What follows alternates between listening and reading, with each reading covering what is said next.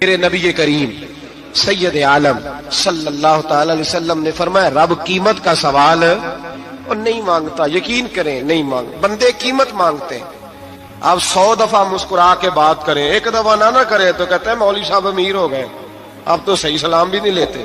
ایک دفعہ ہو سکتا ہے بیچارہ پیٹ میں درد ہو رہی ہو سکتا ہے گھر کی کو بہت بڑی ٹینشن ہو سکتا ہے کوئی مجبوری ہو، بندے ہمہ وقت قیمت مانگتے ہیں، ہمہ وقت آپ تندرست ہیں، ہر وقت آپ قیمت ادا کرتے ہیں تو لوگ راضی ہیں۔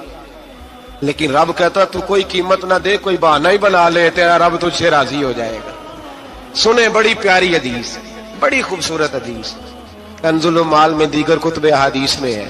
حضرت ابو ہریرہ رضی اللہ تعالیٰ عنہ فرماتے ایک بابا جی نبی پاک کی بارگاہ میں آئے، اور جب وہ واپس جانے لگے تو میں نے عمر پوچھی تو عمر تھی 96 سال۔ کہتے ہیں بزرگ جب آئے نا تو یہ بھویں جو ہے نا ان کی سفید ہو کے تو یوں آنکھوں پہ آ گئی، بڑی چھڑی بابا جی نے پکڑی ہوئی اور دونوں ہاتھ پکڑ کے نا چھڑی کے اوپر جھکے ہوئے ہیں ایک جانب، قربان جاؤں۔ کہتے ہیں جب وہ بزرگ مسجد میں داخل ہوئے تو میرے رسول نے کھڑے ہو کے استقبال فرمایا، کھڑے ہو، اور نبی کریم صلی اللہ علیہ وسلم نے آگے بڑھ کے بابا جی کو بازو سے پکڑا اور بٹھایا۔ حضور بیٹھ گئے، کہا بزرگوں کیسے آئے ہو؟ تو کہتے ہیں وہ بابا جی بات کرتے تو آنکھ کھول کے پہلے حضور کا چہرہ دیکھتے، پھر وہ بات کرتے تو ان کے لب و لہجے کے اندر بڑی پریشانی، بڑی تکلیف، بڑی مایوسی۔ عرض کرنے لگے یا رسول اللہ، حضور زندگی ساری گناہوں میں بیت گئی ہے، حضور غلطیاں ہی غلطیاں، یاد ماضی عذاب ہے، یا رب چھین لے مجھ سے حافظہ میرا۔ اے اللہ کے رسول بڑی لمبی فہرست ہے، پاپ ہی پاپ ہے، کالے سیاہ دفتر ہے۔ یا رسول اللہ صلی اللہ علیہ وسلم جب پلٹ کے دیکھتا ہوں حضور مجھے نیکی دکھائی نہیں دیتی۔ حضور اس عمر میں آپ کا ایک صحابی ملا ہے، اس نے بات سمجھائی ہے تو تھوڑا خیال آیا ہے، لیکن یا رسول اللہ صلی اللہ علیہ وسلم اب میرا وجود بیکار ہو گیا ہے، حضور بوڑھا ہو گیا ہوں۔ 3 باتیں کہیں بزرگوں نے اور نرالی کہیں، کہنے لگے یا رسول اللہ صلی اللہ علیہ وسلم، حضور اب تو میری کمر بھی سیدھی نہیں ہوتی کہ میں نماز ہی صحیح ادا کر سکوں، بوڑھا ہو گیا ہوں۔ یا رسول اللہ صلی اللہ علیہ وسلم اب میرے اندر طاقت نہیں کہ میں محنت مزدوری کر کے صدقے اور خیرات دے سکوں۔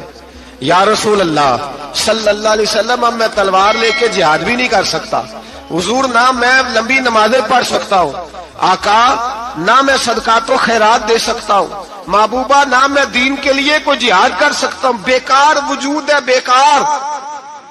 بیکار وجود کو تو گھر والے برداشت نہیں کرتے، بچے دعا کرتے ہیں یا اللہ ابا جی کو پردہ دے دے، اماں کو پردہ دے دے، بیکار ہو گیا ہوں اور آج آیا ہوں تو مجھ بیکار کو میرا رب قبول کر لے گا؟ آج کلمہ پڑھوں تو بیکار ہوں، کسی کام کا نہیں، نہ نماز نہ صدقات نہ جہاد، قبول کر لے گا؟ حضرت ابو ہریرہ فرماتے ہیں جیسے برسات میں بارش کی جھڑی لگتی ہے، یوں مصطفیٰ کی آنکھوں سے جھڑی لگ گئی، حضور کھل کے روئے، کھل کے۔ اور میرے حبیب پاک نے فرمایا بزرگوں بڑے مجاہد ہیں، دین کے لیے جہاد کرنے والے بڑے ہیں، رب کریم کو آپ کی تلوار کی اتنی حاجت نہیں، اور فرمایا اس کے خزانے کوئی خالی تو نہیں کہ آپ ہی گویا صدقہ دیں گے تو بھرے جائیں گے، اور فرمایا پھر رب کریم کی شان میں اضافہ نہیں کرتی عبادتیں، وہ تو بندے کو نفع دیتی ہیں۔ میں بزرگوں نہ آپ جہاد کریں نہ آپ صدقات دیں، لا لمبی نمازیں پڑھیں، آپ صدق دل سے آ جائیں، اللہ کے رسول کا وعدہ ہے رب آپ کو بغیر حساب کتاب جنت عطا فرما دے گا۔ آنا تو شرط ہے کہ نہیں؟ آئیں تو صحیح، نہ پہنچے تو صحیح، آ جائیں، اس کو نہیں آجے صدقات و خیرات کی، جہاد کی تبلیغ، آئے تو صحیح نا۔ ان العبد اذا اعترف ثم تاب تاب اللہ علیہ، میرے حبیب نے فرمایا بندہ جب رو کے کہتا ہے نا یا اللہ غلطی ہو گئی معاف کر دے، فرمایا میرا مالک اسے فوراً ہی معاف فرما دیتا ہے۔ تو آ تو صحیح، تو آتا ہی نہیں، تو آ ہی نہیں رہا، تو گھر میں بیٹھا ہوا ہے، تو سویا ہوا ہے، تو دکانداری کر رہا ہے، تو پیسے گن رہا ہے، تو آیا ہی نہیں، آ تو صحیح۔ بلکہ میرے نبی پاک فرماتے ہیں جب اللہ پاک کا بھاگا ہوا غلام آتا ہے پھر تو اللہ زیادہ راضی ہوتا ہے، پھر تو اللہ زیادہ راضی ہوتا ہے، زیادہ راضی ہوتا ہے، تو آ تو صحیح، پہنچ تو صحیح۔ بلکہ صوفیات اور بات کرتے ہیں، وہ کہتے ہیں تو کبھی بھول کے بھی رب رب کرے تو اللہ تو اسے بھی قبول کر لیتا ہے. بھول کے. ملا رومی کہتے ہیں بنی اسرائیل کا بندہ ہے. صنم پتھر کو کہتے ہیں, بت کو کہتے ہیں. بت کے سامنے کھڑا ہے اور ساری رات کہتا ہے یا صنم یا صنم یا صنم, اے پتھر اے بت. ساری رات پکارتا رہا. رات گہری ہو گئی, نیند کا غلبہ, تھک گیا, سونے کے قریب آیا تو غلطی سے منہ سے نکل گیا یا صمد. یا صنم کی جگہ نکل گیا. رب کریم نے فرمایا جبریل دوڑ کے جا, جو مانگتا ہے اسے دے دے. حضرت جبریل عرض کرتے ہیں مولا بھول کے تیرا نام لے رہا ہے, بھول کے لے رہا ہے. تو رب کریم نے فرمایا چل نام تو میرا ہی لے رہا ہے نا, میرا لے رہا ہے نا. یا اللہ وہ اللہ کریم نے فرمایا جھوٹے کے سامنے ساری رات کا کھڑا ہے, ساری رات کا پکار رہا ہے, اسے کچھ نہیں ملا تو سچے کا نام لیا ہے. اگر میں بھی کچھ نہ دوں اور بت میں اور مجھ میں فرق کیا رہ جائے گا. جا جو مانگتا ہے جھولی بھر کے دے, نام تو لیا ہے نا. او بھائی تو بہانا تو بنانا, وہ آ تو صحیح نا, تو یہاں آ جا, پہنچ جا, آ جا, بس بیٹھ جا. اس کی بارگاہ ناز میں حاضر تو ہونا, تجھے فرصت ہی نہیں. تو یاروں کے لیے ٹائم نکالتا ہے, بازاروں کے لیے ٹائم نکالتا ہے, گلیوں کے لیے ٹائم نکالتا ہے, چوکوں چوراہوں کے لیے ٹائم نکالتا ہے, ہفتے میں ایک دن ہوٹلنگ کے لیے بھی جاتا ہے. لیکن کبھی چھپ کے 2 نفلوں کی تجھے توفیق نہیں ہوتی. اور میں کئی دفعہ کہہ چکا ہوں جس بندے کو بغیر عبادت کے رزق زیادہ ملنے لگ جائے اس پر آزمائش ہوتی ہے رب کریم کی. اللہ فرماتا ہے اس کو پیسے دو, اسے آنے نہ دینا, اس کو چل پیسے دوڑ جا. لوگ سمجھتے ہیں میں بڑا ذہین ہوں, عقل مند ہوں, دیکھو میں اپنی ہوشیاری سے چلاکی سے آگے نکل گیا. تو آزمائش ہے, یہ تو آزمائش ہے رب کریم کی طرف سے, یہ تو اس کی خفیہ تدبیر ہے. میرے بھائی اس کی بارگاہ ناز تک جو آ گیا, آنا تو ہماری ذمہ داری ہے کہ نہیں. پھر اس کی رحمت آگے بڑھ کے استقبال کر لیتی ہے, پھر اللہ کا فضل اس کو تھام لیتا ہے اس بندے کو. اور خدا کی رحمت کتنی زیادہ ہے. میرے حبیب کریم سید عالم صلی اللہ علیہ وسلم نے فرمایا اللہ نے اپنی رحمت کے 100 حصے کیے. حضور فرماتے ہیں ایک حصہ اللہ نے دنیا میں نازل کیا ہے. کتنا؟ ایک حصہ. فرمایا یہ جو ماں بیٹے سے پیار کرتی ہے, باپ بیٹے کے لیے مزدوری کرتا ہے, یہ جو بہن بھائی کے لیے روتی ہے, یہ جو بیوی شوہر کے لیے دعا مانگتی ہے, یہ جو بچے ماں باپ سے پیار کرتے ہیں, فرمایا یہ اس ایک رحمت کا نتیجہ ہے, ایک رحمت کا نتیجہ. تو صحابہ کہنے لگے یا رسول اللہ وہ 99 کدھر ہیں؟ نبی پاک نے فرمایا رب کریم نے سنبھالی ہوئی ہے, قیامت کے دن تمہیں عطا فرمائے گا. ابھی تو ایک نازل کی ہے. ابھی اللہ نے, ایک بزرگ تھے ہمیں تفسیر پڑھایا کرتے تھے, تفسیر کے استاد تھے. میں نے ان سے ایک دن کہا, میں نے کہا حضرت صاحب کچھ باتوں میں نا میں اڑ جاتا ہوں, میں اپنے آپ کو اتنا لائق نہیں سمجھتا, تو کہیں کہیں نا ذہن الجھ جاتا ہے, تو کبھی الجھ جاتا ہوں. ایک سوال کئی دنوں کا ہے, اصول تفسیر کا مسئلہ ہے. تو کچھ چیزیں ایسی ہوتی ہیں بزرگ کہتے ہیں جو کتابوں سے نہیں ملتی, صرف سینوں سے ملتی ہیں. کورس تو فقط لفظ ہی سکھاتے ہیں, یہ آدمی ہے جو آدمی بناتے. میں نے کہا صاحب یہ سمجھ نہیں آئی کہ یہاں بھی صاحب وہاں بھی صاحب. حضرت سارہ رضی اللہ تعالی عنہا جو جناب ابراہیم علیہ السلام کی اہلیہ ہیں, آپ ایک رستے سے گزر رہی تھیں. حضرت ابراہیم علیہ السلام آپ کے ساتھ تھے. تو جس رستے آپ تشریف لے جا رہے تھے اس رستے میں بادشاہ بڑا ظالم تھا. وہ معاذ اللہ تعالیٰ ثم معاذ اللہ عورتوں کو گرفتار کر لیتا اور اپنی بد باطنی کا ثبوت دیتا. وہاں سے جناب سارہ گزری.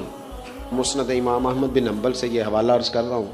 حضرت سارہ کو اس نے گرفتار کر لیا. جب وہ جناب سارہ کی طرف بڑھنے لگا تو اب وہ جتنے اسباب تھے نا اس وقت کے, وہ سارے اختیار کیے گئے, لیکن اس بادشاہ سے جان نہیں چھوٹی.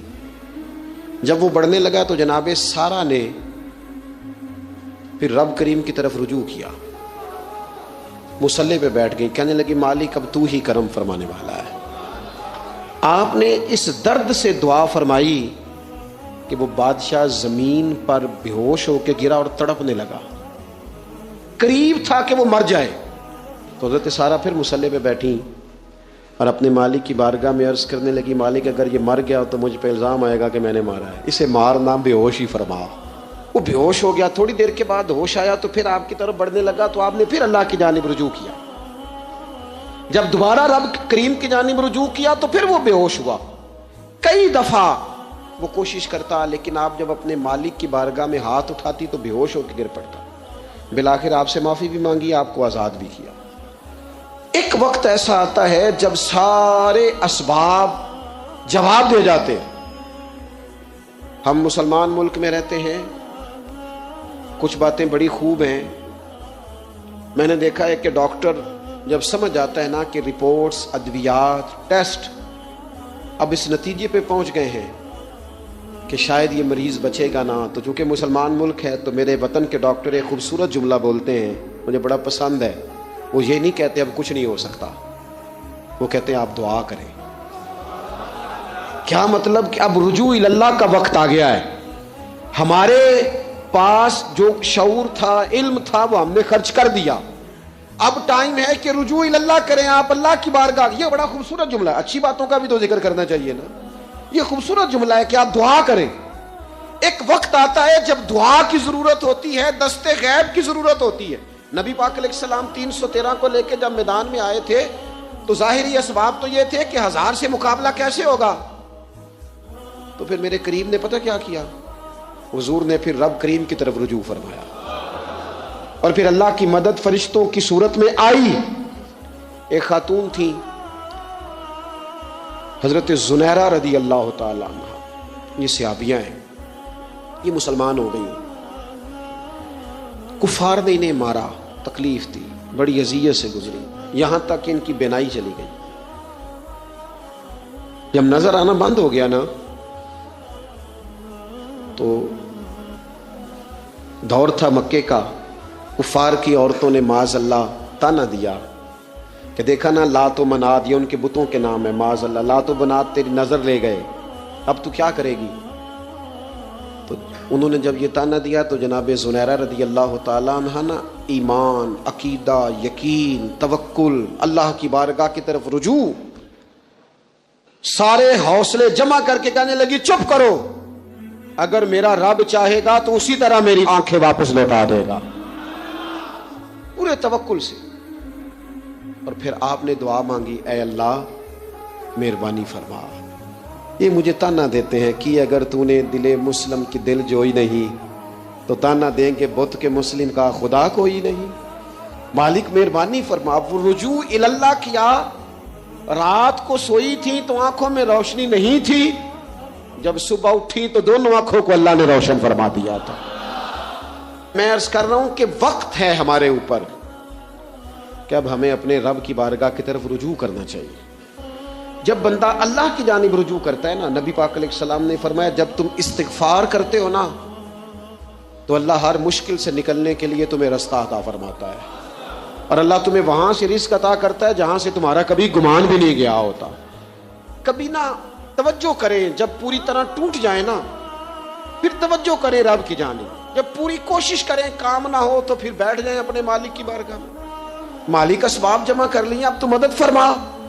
نبی پاک صلی اللہ تعالی علیہ وسلم نے فرمایا جو آدمی محنت کرے, کوشش کرے اور شام کو تھک کے سو جائے, اللہ اس کے پچھلے گناہوں کو معاف فرما دے.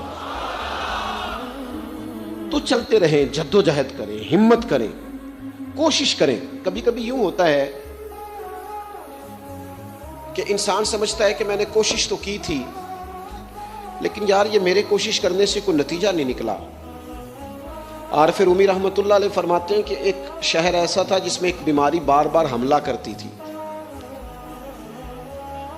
تو 3-4 پہاڑیاں ایک دوسرے کے اوپر تھیں, اکٹھے پہاڑ بنے ہوئے تھے, اس کے اوپر وہ جڑی بوٹی تھی جس سے اس بیماری کا علاج ہوتا تھا. تو کئی حکیموں نے بتایا کہ اگر وہ جڑی بوٹی حاصل کر لی جائے تو تمہارے شہر کے لوگ صحت یاب ہو سکتے ہیں. پر وہ 4 پہاڑیاں اوپر نیچے, اور پھر ڈھلان بڑی سیدھی تھی, جو پیر رکھتا پھسل جاتا, کوئی جرت ہی نہ کرتا اوپر جانے کی. لیکن لوگ بیمار تھے, تکلیف میں تھے. بالآخر ایک شخص نے ارادہ کیا کہ کب تک لوگوں کو بیماری سے سسکتے, تڑپتے, مرتے دیکھتا رہوں گا. اس نے کلاڑا اٹھایا, ہتھوڑا اٹھایا, پہاڑ کاٹنا شروع کیا کہ میں سیڑھیاں بناؤں گا اوپر جانے کے لیے. فرماتے ہیں کہ وہ پہاڑ کاٹ رہا تھا تو جو قریب آتے تھے نا وہ اسے کہتے تھے پاگل ہو گیا تو اکیلا بندہ کیسے پہاڑ کاٹے گا, بیوقوف ہے. چھوڑ دے. اس نے کہا یار تم ساتھ نہیں چل سکتے تو حوصلہ شکنی تو نہ کرو, مجھے کچھ کرنے تو دو. سالوں لگ گئے, ایک پہاڑ کاٹ کے سیڑھیاں بنائی اس نے, پھر دوسرا پہاڑ شروع کیا, پھر سالوں لگ گئے اور 2 پہاڑ کاٹے تھے, بڑھاپا آ گیا, بیمار ہو گیا, موت کا وقت آ گیا. اب چونکہ سیڑھیاں بن گئی تھی تو 2 پہاڑ کٹ گئے تھے, وہاں تک لوگ آنے جانے لگے تھے. این اس وقت جب وہ دنیا سے جا رہا تھا پھر بھی کچھ لوگ حوصلہ شکنی کر رہے تھے. اسے کہہ رہے تھے خدا کے بندے کیا نتیجہ نکلا. کچھ لوگوں کی ڈیوٹی ہوتی ہے اپوزیشن کا کردار ادا کرنا, وہ ہر موقع پر حوصلہ شکنی کرتے. اب اس پر آخری وقت آ گیا ہے, باوجود اس کے کچھ لوگوں نے جا کے کہا کیا نتیجہ نکلا جی, تیرے اوپر موت کا وقت آ گیا ہے, تو اوپر تک تو جا نہیں سکا, فائدہ کیا ہوا. وہ کہنے لگا بیوقوفو تمہیں پتہ ہی نہیں میں کامیاب ہو کے جا رہا ہوں. انہوں نے کہا کس طرح. کہنے لگا میں نے آدھا سفر آسان کر دیا ہے, اب جو میرے بعد آئے گا نا اسے صفر سے نہیں شروع کرنا پڑے گا, میں نے آدھا سفر اس کے لیے آسان کر دیا. وہ تیسرے پہاڑ سے شروع کرے گا, 2 کاٹے گا تو جڑی بوٹی تک پہنچ جائے گا, لوگوں کو شفا ہونے لگے گی اللہ کے فضل سے. ہم پتہ کیا کرتے ہیں, بالخصوص میرے وطن کا رواج یہ ہے کہ لوگ آدھا سفر بھی آسان کرنے کو تیار نہیں.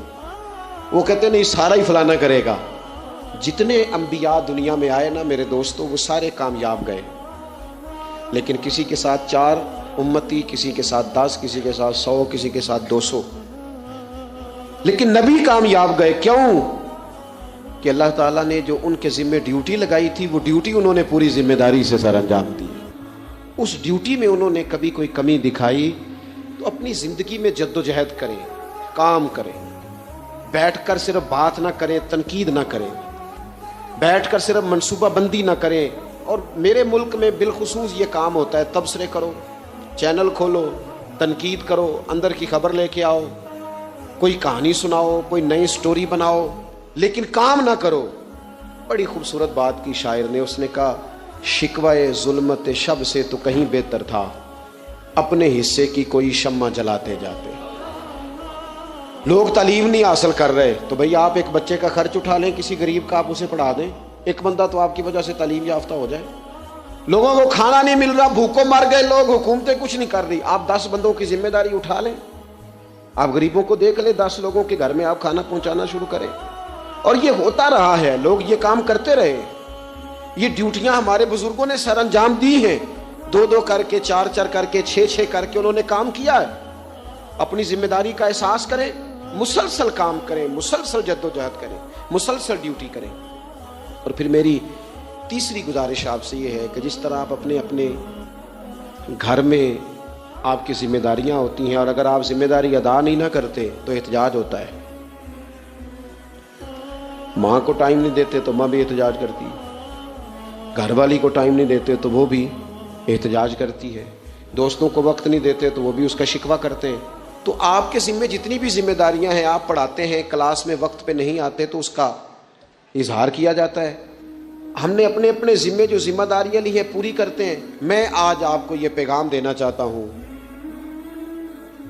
ایک ایک ڈیوٹی دین کی بھی اپنے ذمے لیں. ایک ایک ڈیوٹی, ایک کام اپنے ذمے لے لیں. آپ اپنے اپنے علاقے کی مسجد میں جھاڑو دینے کی ڈیوٹی لے لیں. آپ یہ ذمہ داری لے لیں کہ مجھ سے کچھ نہیں ہو سکتا تو میں ہفتے کے بعد مسجد میں جاؤں گا اور قرآن مجید کو میں صاف کر کے, جھاڑ پونچھ کے, ترتیب کے ساتھ مرتب کروں گا. مجھے اگر ناظرہ قرآن مجید ٹھیک پڑھنا آتا ہے تو میں 10-11 بچوں کا روز سبق سنوں گا, آگے پڑھاؤں گا. کوئی ذمہ داری لیں, دین کی کوئی ڈیوٹی اپنے ذمے لیں. اگر مالی طور پر آپ تعاون کر سکتے ہیں تو کسی جگہ, کسی مسجد میں, مدرسے میں, خیر کے کسی کام میں شامل ہو جائیں. دین اسلام کے ساتھ عملاً تبلیغ میں اپنا کام کریں. ذمہ داری ہر دنیا کا کام مینج کر کے, مرتب کر کے کیا جانے لگا ہے. معیشت ہو, معاشرت ہو, تعمیرات ہو, دین کا کام ہے وہ اسی طرح چل رہا ہے. محفل آ گئی, برکت کے لیے محفل کر لو, جمعہ آ گیا پڑھ لو, تراویح ایک حافظ صاحب مقرر کر لو. بھئی آپ اس کو مینج کریں. ساری دنیا میں چیزیں مینج کی جاتی ہیں, آپ اسے مینج کریں. آپ خطیب صاحب سے فرمائش کریں کہ مجھے آپ جمعے والے دن اس موضوع پر کچھ سنائیں. آپ مسجد کے امام سے اس بات کی فرمائش کریں کہ آپ تراویح میں جو قرآن مجید سنائیں گے، مہربانی کریں ہمیں اس کا خلاصہ بھی بیان کر کے سنائیں. آپ تھوڑی کوشش کریں گے تو آپ دیکھیں گے کہ بیان کرنے والوں کا بھی ذوق بڑھے گا. کچھ تھوڑی ذمہ داری کا احساس کریں. صحابہ کرام نے نا بڑی منصوبہ بندی کے ساتھ دین پھیلایا، بڑی جدوجہد کی. انہوں نے دیکھا کس علاقے میں ہم نے جہاد کے لیے جانا ہے، کس میں تبلیغ کے لیے جانا ہے، کس علاقے میں کس طرح کر کے ہم نے ڈیوٹی سر انجام. مصر میں ایک شہر ہے، اس کا نام ہے فسطاط. وہ کہتے ہیں گھونسلے کو، پرندوں کے گھونسلے کو. حضرت سعد بن ابی وقاص رضی اللہ تعالیٰ عنہ اپنی فوجیں لے کے وہاں گئے تھے. آپ نے وہاں خیمہ لگایا، کچھ دن وہاں قیام کرنا تھا. آپ کا وہاں خیمہ تھا. وہاں آ کے کبوتر بیٹھنے لگے، ایک کبوتری نے انڈے بھی دے دیے، وہاں گھونسلہ بن گیا. اب آپ جب وہاں سے ہجرت کرنے لگے نا، آگے بڑھنے لگے، تو دل میں خیال آیا کہ خیمے اکھاڑتے ہیں، چلتے ہیں. جب وہ خیمے اکھاڑنے لگے تو دیکھا اوپر تو گھونسلہ بنا ہے، اس میں تو کبوتر رہتے ہیں، ان کے بچے بھی ہیں.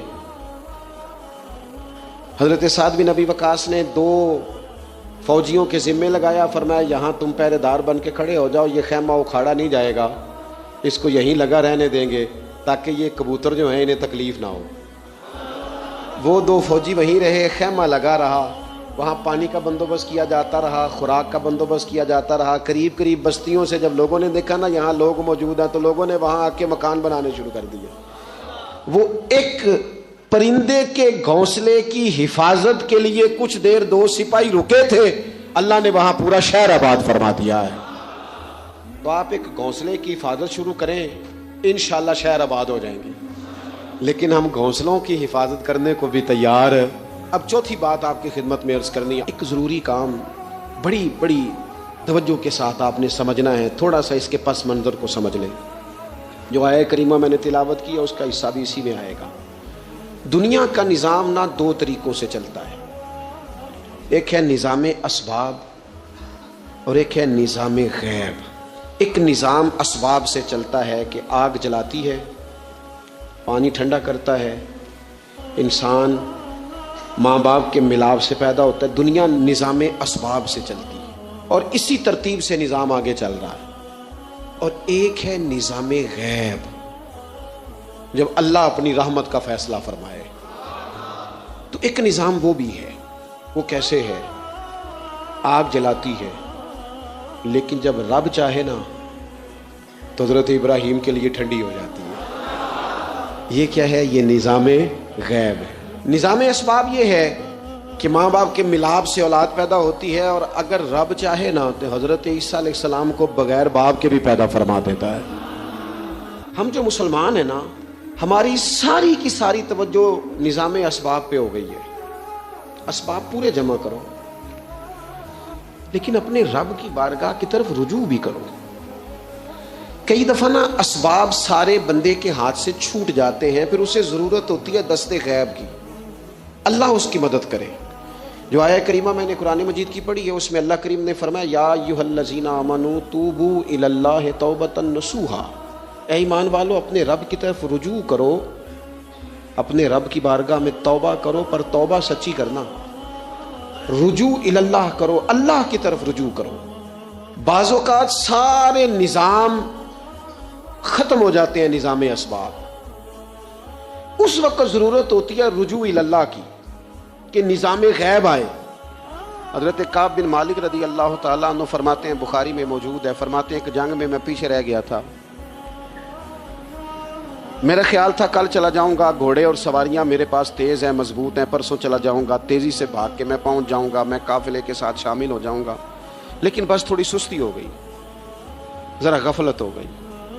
آپ فرماتے ہیں جب سب لوگ چلے گئے حضور علیہ السلام کے ساتھ جہاد میں اور میں پیچھے رہ گیا، تو پھر جب چند دن گزر گئے اور محبوب کے واپس آنے کا ٹائم ہو گیا تو اب میں غور کرتا سمجھتا تو مجھے مدینے میں یہاں بزدل لوگ نظر آتے.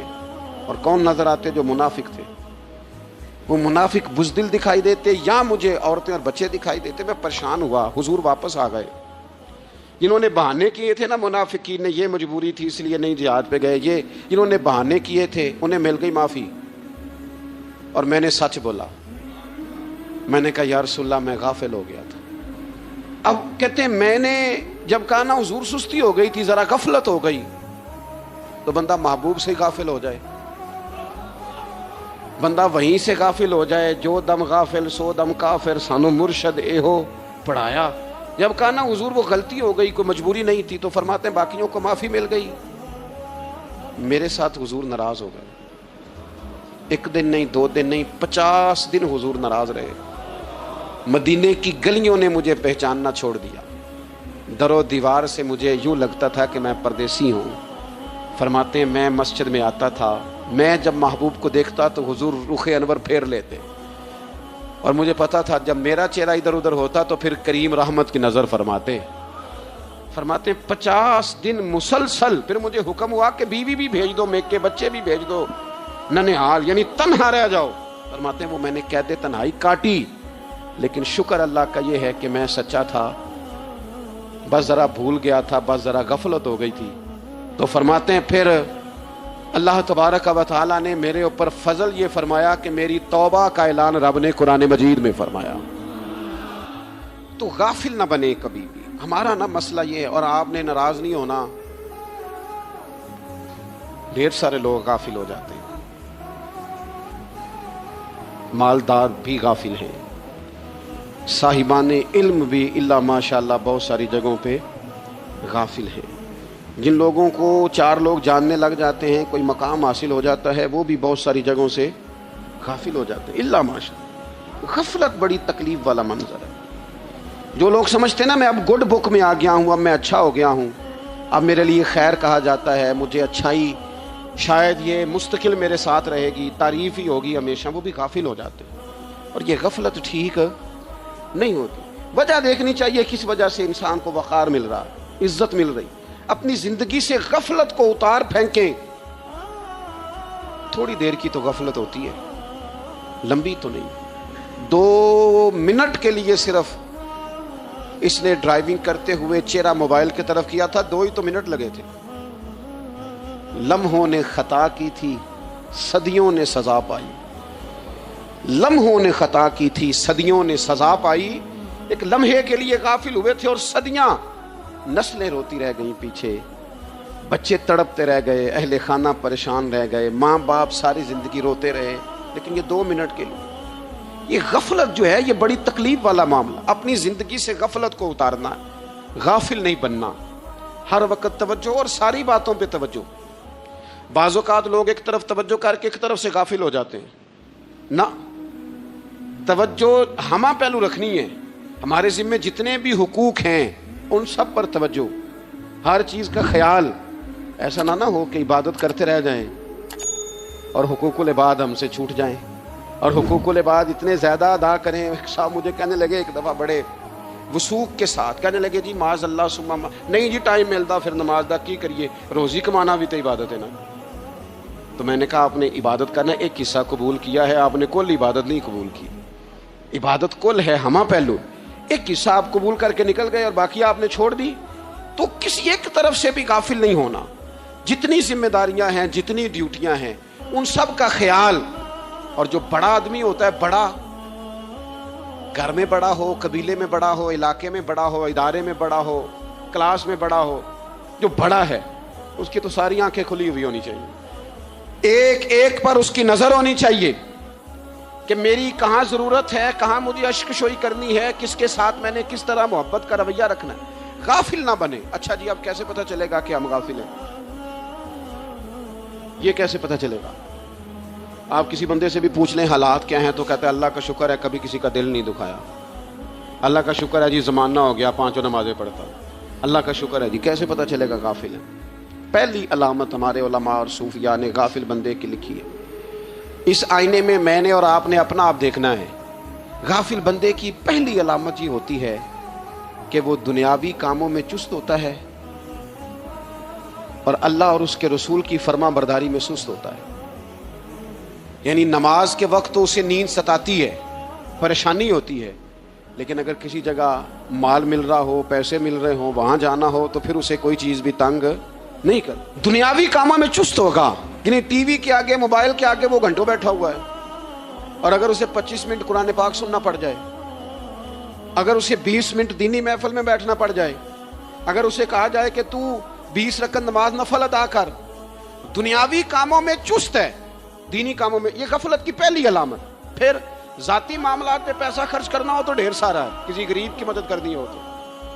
وہ ہمارے ایک دوست ہیں، وہ اکثر کہا کرتے ہیں، وہ کہتے ہیں آج کل کسی سے کہنا فلائی کام میں، دینی کام میں، کسی کی مدد میں کچھ 4 پیسے خرچ کرنے ہیں تو لوگ کہتے ہیں ہاتھ تنگ ہے۔ ہاں کوئی سستا پلاٹ ملتا ہو نا، اور اگر یہ سمجھ آ جائے کہ وہ مجبور ہے بیچارہ بیچنے والا، تو پھر کہتے ہیں میں 2-3 دوستوں کو پھڑ لے سا۔ ذاتی کاموں میں جب بندہ چست ہو اور دینی کاموں میں